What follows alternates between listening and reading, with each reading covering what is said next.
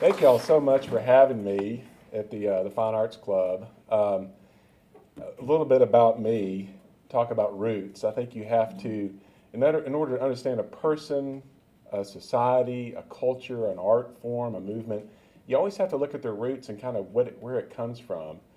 I've been coming to the Arkansas Art Center for 40 years. My mom, Juju, to our daughter Kate, started bringing me here when I was 7 years old. And this to me is hallowed ground. This is my church. This is where I connect to the divine. And that's why I became an artist and later a fine art dealer. The annual Delta Show. This is the Oscars of the Southern art world. All the artists that enter it are from the South. And I walked through here, I think when I was a junior in college, and I said, I can do this. And it wasn't an off-the-cuff remark. I knew I could. So at Hendrix College, I stretched a really big canvas with my professor, Don Marr, who's no longer with us, God bless his soul. And I looked up in my pantry when I was in Memphis studying art and saw some green beans, some Del Monte green beans. And something about that can and the way those beans were positioned moved me. And I thought, I have got to make a painting of this. And when I came here as a young man, the art of Terence Corbin really moved my soul. He did these large paintings of intricate ribbons. They were, 10, 20 feet big, where you felt like you could walk into them, almost like an ant walking into the grass of a garden. And I thought, that's what I want to do. So I created this painting called Green Beans. And before I graduated, it got in the Delta Show, of course. Was on the front page of the entertainment section of the Arkansas Gazette. And then I went off to Europe after I graduated college, and my mother brokered this sale to Allen Canning Company in Salem Springs. We pitched it, and they bought it, my first big sale and first transaction. So I thought, we're going to give a go at this art thing. I got an art degree from Hendrix and, wanted to pursue it as a living. So I started doing the next best thing. I started taking these forms and cutting them out as wall reliefs. And this is a piece I donated to the Arkansas Repertory Theater for their artworks auction, which sold to a private collector here. Meanwhile, I kept expanding this thing. It wasn't about vegetables. It was about, form and function and how things flow together and, color. It was all about that. And while painting this piece, a commissioned work for a new client of mine in Chenal, I had one of those kind of life-changing come to Jesus moments. I painted this thing for 3 months, and like most artists, I undervalued my work. I sold it for $1,800. And I'll never forget it. I was in my studio in my apartment. I thought, I can't have a wife, a child, the type of lifestyle that I want doing this. So I'm going to be doing something else in my life. I don't know what it is yet, but it's going to involve art and making a good living. And that was my goal. So in 1995, I opened up Greg Thompson Fine Art Consulting and Brokerage. I didn't have a gallery, so legally, I couldn't do it out of my house because of zoning laws and stuff. So I got the bright idea of why not go to the collector. First person I called was Charles Morgan, the president of Axiom Corporation, good friend of my mother's. And Charlie said, call Susie. I said, Susie, my name's Greg Thompson. Charlie told me to call you. I got some great art, some of the best art in the state of Arkansas. Do you need artwork for your building? She said, yeah, come see me. So this is almost 20 years ago. We didn't have laptops and computers. So I bring this big, ancient slide projector that literally weighed 50 pounds, plopped it on Susie's desk, and by that time, I had gotten all these great Arkansas artists. I'd call them up, after work, 6 o'clock. Hey, Al, I'm opening up an art brokerage, company. What's that? I'm going to sell you art. Are you interested? Yes. So I, would show Susie the slides, and she picked out 4 or 5 paintings for Axiom, my first corporate sale. I made more money in one day than I did a whole month being a graphic artist at a building company. I thought, I can quit my job. So these are just some of our satisfied clients in the greater Little Rock area that we've had the privilege of working with. Stevens Inc., Crystal Bridges, of course, the Arkansas Art Center. And I just continued to build this business out of my apartment which later became a nice penthouse. The second, the most important business decision I ever made in my life was to open up my business. The second best decision I ever made in my life was to marry this beautiful woman here. So I had to give up the penthouse. And it was nice, too, let me tell you what. So, whoops. So, Anna Mary and I were sitting on a park bench in Argenta, looking up at a building, and she said, honey, why don't you open up a gallery? You know, Annie's the brains in this business, I'm just the brawn. And I said, honey, that's a damn good idea. So we called a good friend of ours, Stuart Mackey, known since, childhood. He brokered the deal, and we opened up Greg Thompson Fine Art Gallery in 2009 and haven't looked back. There was a need for a gallery that showcased exceptionally good artists from Arkansas and the South, and also modern art that you could, had to go to New York City to get. No one else was doing this in Arkansas. A lot of the galleries in Arkansas were kind of like gallery/frame shops, so you could go get your diploma framed and maybe buy a piece of art. We don't frame anything at Greg Thompson Fine Art. We take care of our clients and we help you collect the very best and what you want. So let's talk about the Southern experience. Let's talk about our roots as Southerners, because we're a very unique culture down here. And I love the South, and I'll never leave. And that's why I opened the business down here. There is a national fixation with our area of the world, and this can be exemplified from the success of publications like Garden and Gun. And if you haven't read this magazine, go out and buy it. Better yet, get a subscription. It is the National Geographic / Harper's Weekly of the South. Where to go eat in the South for good food, good music, good writing, and good art. It won a National Magazine Award for Excellence in 2011, and we are current subscribers. What is the South? Before I focused on Southern regionalism, as a Southerner, I'm embarrassed I didn't even know. I didn't know the South went all the way to Virginia. I thought that was the North. But this is the South, kind of post-Civil War. Missouri's still in there. In my life, I have never heard a lyric or a phrase to exemplify our area of the country than this. I wish I was in the land of cotton. Old times there are not forgotten. Look away, look away, look away, Dixieland. This personifies both our love affair with this area of the country, but also at the time, the conflict we had as a people and the denial of how we got there. Now, before I delve deep into, the recesses of the Southern mind and our conflicts, let's talk about what we love about the South and the land of cotton. This is a beautiful place. The landscape here is incredible. People come to the South for our nature. In Arkansas, we call us, the natural state. And so is Louisiana. And so is Texas in its own funky way.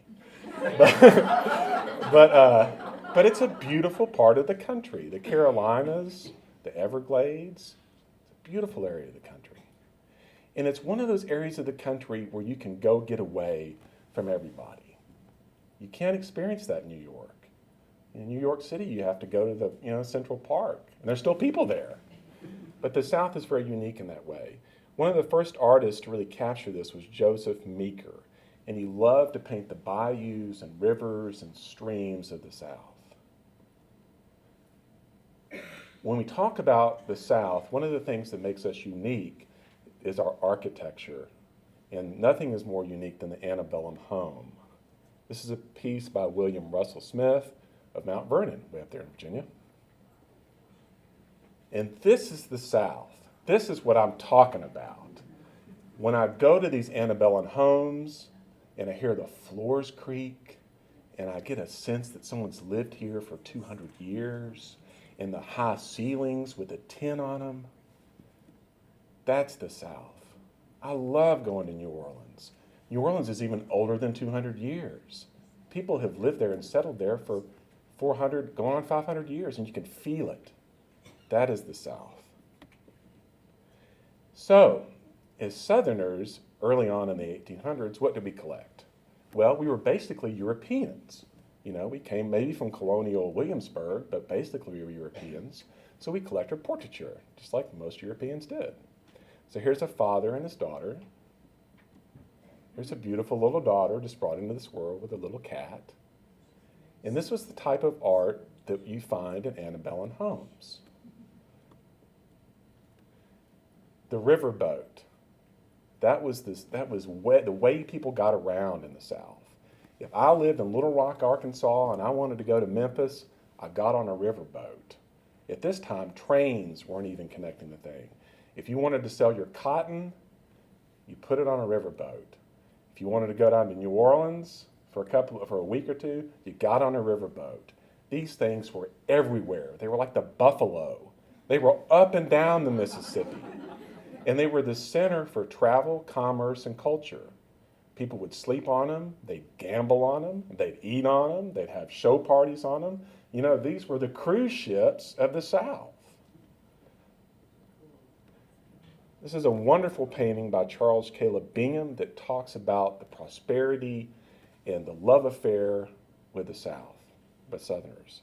These are some flat boatmen in a port, collection of the St. Louis Art Museum. But how do we get there? See, that's the thing.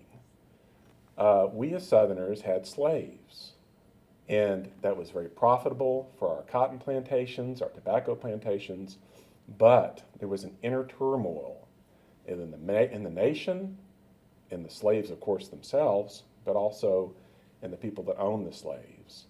And we never really dealt with this. So when you say, look away, look away, look away, Dixieland, that's what you're talking about.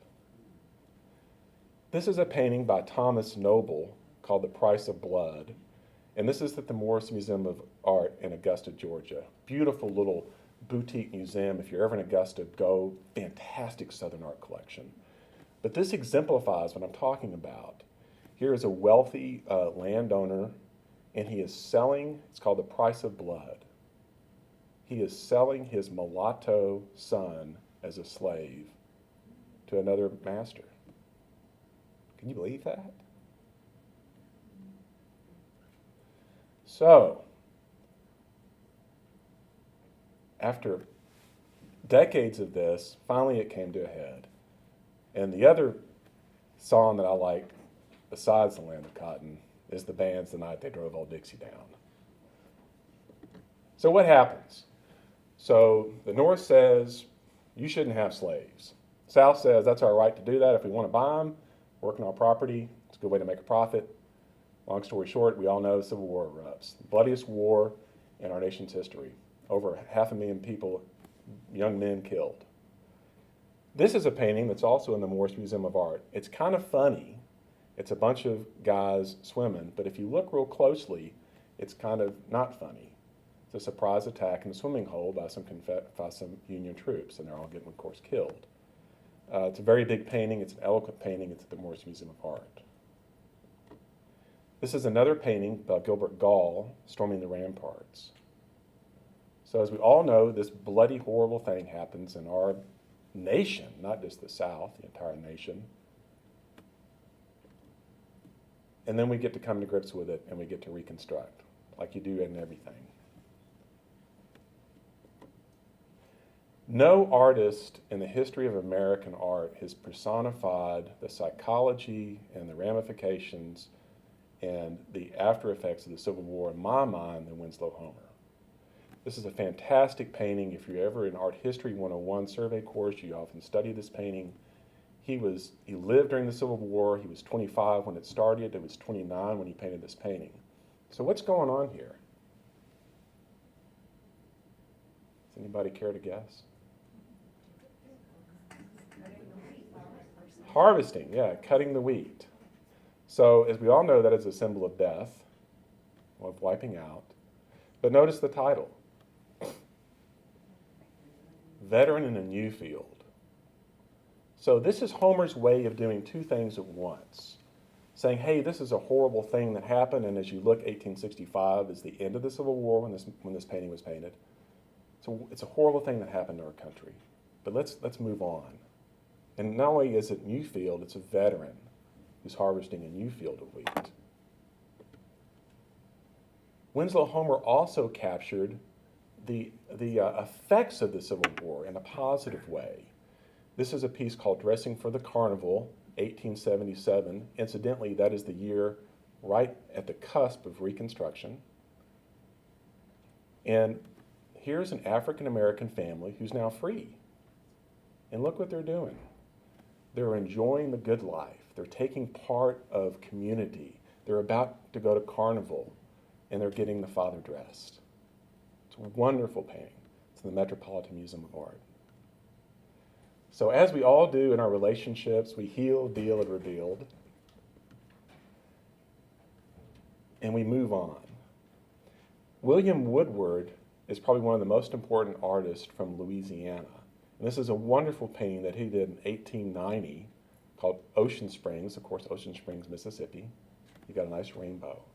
But what I want you to pay attention to here is not the subject matter, but the style of the painting. See, in the 1890s, what was going on in Europe? Does anybody remember? Impressionism, yes.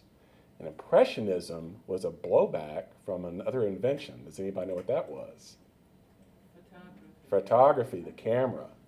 So until the invention of the camera, most artists wanted to paint stuff exactly the way it was. You know, if you were a successful artist, you were only successful in the way you nailed it. Now, once the camera came out around the time of the Civil War, why do that anymore? You know, why beat my head against that wall? So the Impressionists started painting a very avant-garde.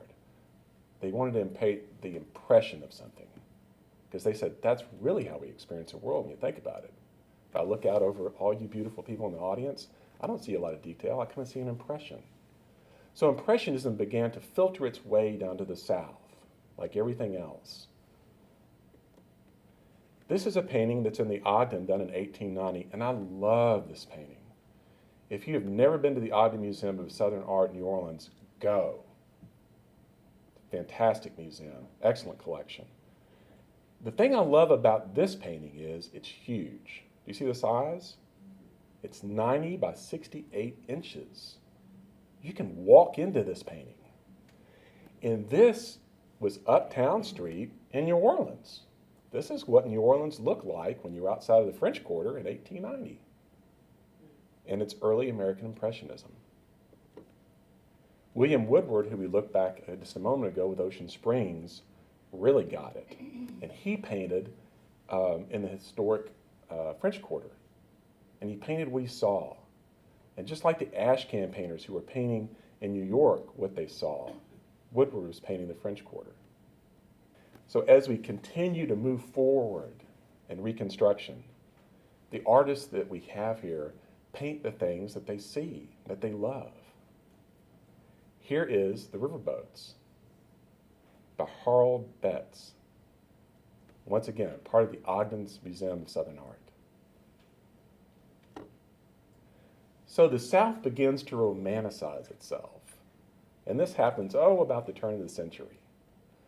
No longer do we have these big plantations and slaves and this lifestyle, the land of cotton. We're still very prosperous. We're coming back, Reconstruction. But there's this longing, this pining. So Clarence Millet is one of the artists in 1935, and you see him painting this antebellum home. Once again, Impressionism. Now, prior to this, if you were looking at a painting of an antebellum home, it wouldn't be like this. It'd be almost kind of like a map.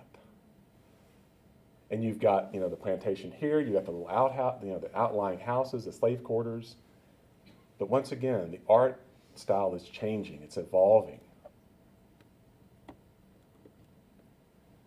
Our favorite son, Adrian Brewer, does everybody know who he is? Once again, here in Arkansas, does everybody know what this is? Big Rock, right across from Brave New Restaurant. I love this painting. This was in a major retrospective of his work here at the Arkansas Art Center about 20 years ago. Fantastic painting. Here we have Eudora Welty, probably the most important photographer in the South. And what's she doing? She's pining. She's looking at this beautiful ruins of a Windsor antebellum home. But she's also, in a way, celebrating its decay, as all things do in life. Flowers, people, civilizations. We come up, glorious moment, we go down. It's the cycle of life. About 1935, a couple of things happen. We're coming out of the Depression, and Roosevelt implements the WPA movement and starts paying artists to work. Massive commissions happen in post offices and government buildings. We're building dams, etc. Maria Hull was probably one of the most important painters in Mississippi, and she painted what she saw. She saw tenant workers and sharecroppers. That's what she celebrated, just like the ash can in New York, who painted the Bowery bombs. So once again, we've got this big shift, from these colonial, sweet paintings in Alabama homes to fast forward about 70, 80 years to a sharecropper is to be celebrated, to find the beauty in everyday life, the beauty in the sublime. Thomas Hart Benton. I can't think of a more important Southern artist. Did my senior thesis on him at Hendrix College. We now sell a lot of his original work. I'm always tickled to death when we sell one. This is part of Crystal Bridges Museum of American Art's collection. Has everybody been? Raise your hands. Good, good. You need to go to Crystal Bridges. An incredible, nothing has happened like this in my lifetime. I used to say aside the Getty, and then I went to the Getty, and the Getty ain't got nothing on Crystal Bridges. This is, I think one of the magazines, Forbes or something, rated it one of the top 10 wonders of the world last year. We are so lucky. I pinch myself every day that we have this in our backyard. This is a painting by Christopher Clark, also in the Ogden's Museum. So once again, these aren't slaves. These are free men having idle time. And what are they doing? They're shooting some craps. I love this artist's work. And part of the WPA 1936, 1940 movement, which I'm just crazy about. This is John McCready. He was born in Mississippi, lived in New Orleans. I'm crazy about this artist. Had a very short life, 50 some odd years. But all his paintings are so intricate and fabulous and funny. This is Swing Low, Sweet Chariot. And as we can see, the angels are coming down to take away Grandpa, and the devils are showing up to try to get their 2 cents in. This is typical John McCready, tongue-in-cheek, Southern regionalism. This is another very important artist in Mississippi, Richmond Barthé. And let me tell you, if you haven't, who's been to the Mississippi Museum of Art in Jackson? Raise your hands. Those of you who hadn't gone, when you go to Jackson, for the love of God, go to this museum. It is fabulous. They have an incredible collection. This is part of their collection. So Richmond Barthé has 2 important things going for him that we're going to talk about today. First, he's one of the first African-American artists producing in the early 1900s. And what is he producing? Things of elegance. This is called Pharrell Benager. Do you know who that is? He was a dancer in Paris who performed, at these wonderful cabarets. Frank Lloyd Wright commissioned him to do pieces for his homes in Chicago. And we don't see a slave here. We see an African-American man with a machete who's in a form of elegance and dance. William Hollingsworth, also a very important artist in Mississippi. I think the Ogden has a show of his work right now. This is a piece that we sold to a private collector here in Little Rock. And I love this piece. It's called Good Neighbors. And once again, Hollingsworth is typifying the South. We have African Americans here on a Sunday afternoon, dusk, shooting the breeze, swinging on the tire, part of the community. The WPA and Off to War We Go. So this is a classic WA piece. This is by Joe Jones. He was from St. Louis, Missouri. Big exhibition of his work at the Dixon in Memphis. Has everybody been to the Dixon Museum of Art in Memphis? Raise your hands. Good. Another boutique museum. Not necessarily a Southern art collection, but a Southern museum, and has some good shows. This was a fantastic one. This is called The Threshing, and it was commissioned in the WPA program for the post office at Magnolia. Once again, showing the prosperity, the abundance. There are very few paintings that I know of that really deal with the whole war thing, because a lot of the artists were going off to war. This is a piece by Richard Wilt, who did not go off to war, called Farewell. And I love this painting. Haven't we all seen this scene, this romanticized scene? You all seen that movie, The Jerk, with Steve Martin? When he's on the plantation house and he's, waving bye to his family, and there's this big farewell, and he goes out to the road, and it's 10 feet from the plantation house, and they all go back inside. He's, trying to pick up a car or something, hitchhiking. Yeah, this kind of reminds me of that. The son, he's, he might not be in the airplane, but it's an illustration of, saying farewell to her son who might not be coming home again. So, A Nation Rebuilds in the Land of Plenty. This is Clementine Hunter, and this is 1950. She was a self-taught artist from Nacogdoches, Louisiana. And there was idle time in the 50s. Now we had these government programs, so not everybody was working, but didn't have to work. And Clementine took advantage of that and painted. Very important self-taught artist from Louisiana. Does everybody know who this is? Walter Anderson? Raise your hands if you know who Walter Anderson is. Excellent. I can inspire and teach some other people. He is our John Audubon of the South. Hands down, no question about it. Was painting in, 1920. His family ran a little place called Shearwater Pottery. Drove him nuts. He hated doing designs and the pottery. And he would go off to this little place called Horn Island in this boat. And he would pack all these provisions in these big pickle jars, and he'd go out there for 2 or 3 weeks at a time. And he'd sleep under his boat. And in the meantime, he would do these paintings, these beautiful watercolors, and they're all on 8.5 by 11 sheets of paper. Just vivid, vivid colors of the crabs, of the shrimp, of the fish, of the owls, all the natural wildlife that inhabited that little island. Fantastic artist from Mississippi. Another important artist from Mississippi is Theodore Hamlet, another self-taught artist.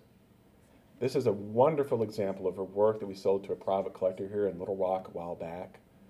And this is a great story about Theodore, and I love to tell this. A very important art dealer, Betty Parsons from New York, was going to see Andy Warhol because she was dealing all the abstract expressionist painters, Jackson Pollock, Mark Rothko, Franz Kline, and abstract expressionism was kind of waning, and she wanted to get on the new ride, which was pop art. So someone said, you have to go see Andy Warhol. So she said, well, I will. Nobody was representing Andy at the time in New York. He was between dealers. She went over to his place. And the story is that she walked past all of Andy's pieces, and she went to a painting on the wall and said, who is that? And Andy, who collected folk art at the time, said, well, that's Theodore Hamlet. I bought that down in Mississippi. So she ends up picking up Warhol and Theodore Hamlet and launches her career. She has work in the Museum of Modern Art, Museum of Mississippi Art, Ogden, very important painter. Taught herself, lived in Oxford, Mississippi. Here's another John McCready, and I snuck another one in because I can't show you enough. I mean, God, he's just incredible. This is very typical John McCready. Anybody ever seen those Wes Anderson films, like Life Aquatic? And raise your hands. Okay, some more inspiration here. McCready liked to portray his pieces, his scenes, these cutaways in people's houses. So here's a lively night in the French Quarter, probably during Mardi Gras, 1950. And you see McCready over here in the left-hand side trying to paint his model, while there's a wild ruckus party going on upstairs and carnivals going on outside. Always a sense of humor, always, a touch of the wacky. I'm crazy about McCready. Our McCready, definitely hands down, is Carol Clore. The most important artist to ever come from the state of Arkansas in my lifetime. We sold this piece to Crystal Bridges Museum of American Art in their permanent collection. And he's about to have a major, major retrospective, which opens up at the Brooks next month, travels, comes to the Arkansas Art Center in the spring of next year, and then goes to Atlanta and then Ogden, the holies of holies. Clore was unique, and Clore and I share a little bit in common. Clore, like all good artists in the 1940s and 50s, had to go to New York. That was the center of the art world, as Paris was in 1900. He got in with Edith Albert, one of the most important American dealers in New York. Did it for about 4 or 5 years, sold some paintings, the Rockefellers started collecting his work, got in the Museum of Modern Art, the Whitney, the Metropolitan. And finally he said, you know what, I've had it. I'm going back to the South. I'm going to paint what I love, what I know, what's important to me. So he moved into a little house in Memphis. We shared dual citizenship with Clore, and began to paint what he knew and loved. And this is a piece that we sold to a private collector in Memphis called The Bridge Over the Bayou. And if you ever take the old highway, the old Memphis highway, which sometimes you have to do now because there's so much construction in and around Brinkley, take it. It takes 15 more minutes, and this kind of stuff you just see the whole time. It's a South that's kind of forgotten because somebody built the highway there in the 1950s, but it's still there. You know what? I love this place. And as we've moved as a culture and as artists, we just get better and better and better. This is another one of my favorite artists from the South. This is Douglas Bourgeois. He is from New Orleans by way of Mississippi. I am crazy about his work. He's not very prolific. He only does about 12 paintings a year, and there is a waiting list to get one. And this is how it works. When Douglas inks out a piece, and they're all very detailed. You can see every blade of grass, every pearl on the woman's neck. The dealer who represents him calls his client list. You have exactly 1 hour. I'm kidding you not, to make a decision. You either buy it or you don't. And if you don't, he moves on to the next one. And he usually sells it to the top 3 people. Does anybody know what an Indian tonka is? Raise your hands if you know what a tonka is. I, too, had no clue what that was until we had this Indian mystic show at our gallery with a friend of mine about 2 years ago. In India, they paint these things called tonkas, and they're very delicate, very minute, almost like watchmaking. Every blade of grass you can see, everything's meticulously painted, and Bourgeois is like that. I just love his work. You can't talk about the South and you can't talk about Arkansas without talking about this nut, Roller Wilson. We sold this piece to an important collector down in Dallas right after Anna Mary and I got married. So there was kind of some great undertones to it. But what does this remind you of? Talking about our roots and what we've been talking about today, what does this remind you of? The Southern aristocracy, the paintings in the antebellum homes, with a little bit of tongue-in-cheek humor. That's why Roller is so darn famous down here. The Oxford American is enjoying a resurgence of health. As you know, they're opening up a new office on the old Juanita's building on Main Street. This is their cover. their annual publication, Best of the South. Not only is it a fantastic literary magazine, but they couple it with great art to illustrate every story. This is Gary Bolding from Conway, Arkansas, one of our artists. We sold this to a very prominent collector in New Orleans. Graced the cover of their magazine a couple years ago. Bill Dunlap, as we all know and love, spoke, I think, a couple of months ago. So Bill Dunlap, more than any other artist that I know, typifies the whole importance of roots and what he paints and why he paints it. A lot of times I've heard him described as an archaeologist of the South. He has all these images of cotton gins, of Tennessee walking hounds, of cotton fields. Here he has the word Mississippi almost engraved in the painting. What do y'all think about this? Pretty cool, huh? This is John Hartley, an important artist from Texas who we just picked up with our help of our associate director, Jennifer Lee. Where are you, Jennifer? There you are. Jennifer introduced us to John and Daniel Blagg. And at the moment I saw this guy's work, I thought, wow, this guy has something going on. Very undervalued. Not anymore. Of course, we picked them up. We raised his prices. But what do we see here? What's going on here? You might take a wild guess. What do y'all see? Good, good. Anything else? The hard hat. So how old do you think the toy is?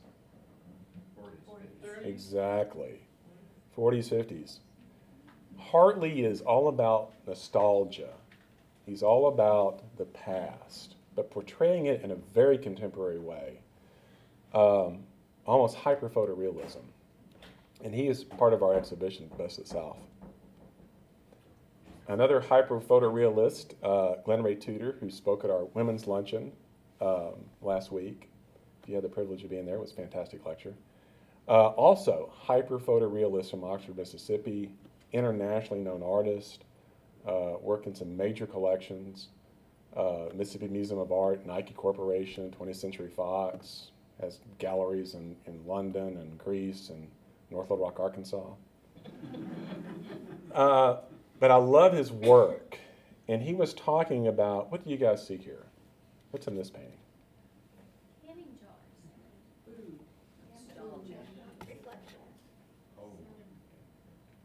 Yes, all of those things.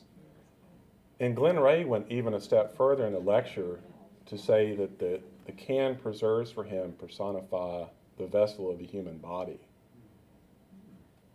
and that the canned goods are our soul, and that sooner or later that lid is going to be lifted up and what's in it goes out into the universe.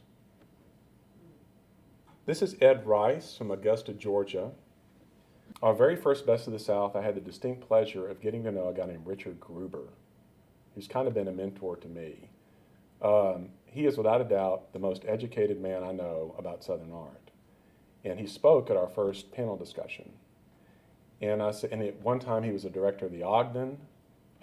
Before that he was a director at the Brooks in Memphis. Before that he was the director of the Morris. Now he's a very publicized writer, wrote an extensive volume set on Louisiana art. But I said, Rick, who should I keep my eye on? Who do I need to be looking at? And after 2 months of kind of asking him this question and going over and over, one name came to the surface. He said, you need to look at Ed Rice. And I'm so glad you said it because I love his work. This is a painting that's in our Best of the South show called Weaving House. So once again, we're getting back to remembrance, back to nostalgia, back to the land of cotton. As you all know, antebellum homes have these little separate houses. You got your ice house, you got your kitchen, so God forbid there's a fire, the whole house didn't go down. You got your smokehouse, and you've got your weaving house. So if you were doing a quilt, you wanted a little, R&R with your lady friends, you went to the weaving house. And I love his texture. You can't see it in this painting, but it's almost, in our language we call it impasto, where the paint is applied very thickly and has texture. And the sides of these clapboard house look like an antebellum clapboard house that's been painted for 200 years. And the paint is built up and built up and built up. Incredible work. Has worked, of course, at the Ogden, where all the great Southern artists are. Also the Morris. Fantastic painter. Pinckney Herbert, another very important artist in the South from Memphis. So if I've learned one thing in this business after 20 years, it's that I don't know everything. And the more I get to know, the more I realize I don't know. And Bill Dunlap, God bless his soul, I love him to death, love him to pieces. The only artist I know who tirelessly promotes other artists' work. So, Brother Greg, you need to look at Pinckney Herbert. You do good, Bob. You do good, Bob. So I kind of went in one ear out the other, okay, Pinckney, And I'm up at Crystal Bridges, and I'm talking to David Houston, who used to be the curator at the Ogden. And I said, keep my eye on anybody? Yeah, you need to look at Pinckney Herbert. It's completely independent from my conversation with Bill Dunlap. So whenever that happens, I pick up the phone and I call somebody. So we picked up Pinckney a couple years ago. Fantastic artist, also incredibly undervalued. The contemporaries are coming to our gallery this evening for a cocktail party, and I'm going to be pushing him.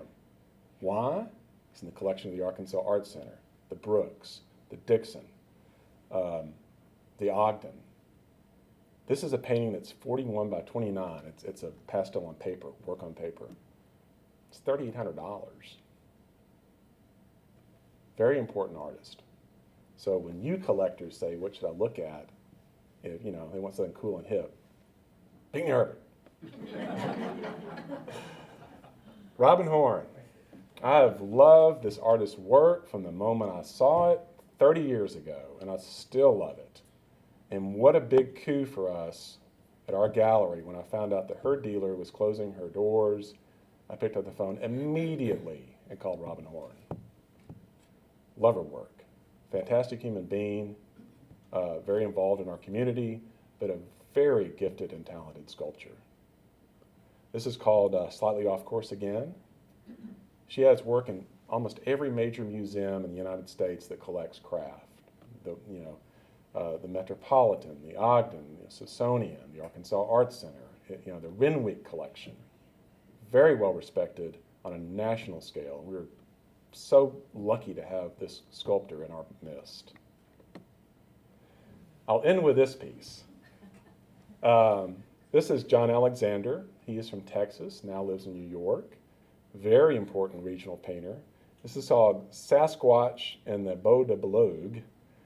This was in his show with Walter Anderson down the Ogden. It's an important private collection in New Orleans. So what do you all see in this piece? What's going on here? Trapped? Someone said that? Yeah. Energized. Energized. That's a great word. I love John's work, and Townsend did too. There's several works of paper in the permanent collection here and at the Arkansas Art Center. Also has important work at the Metropolitan, the Ogden, museums all over the country. Very important artist in the South. So in closing, our exhibition, Best of the South, I've got to give a little plug here for the gallery. May 16th to July 13th, please come by. It is a fantastic exhibition. Very excited about it as always. And thank you so much for having me today.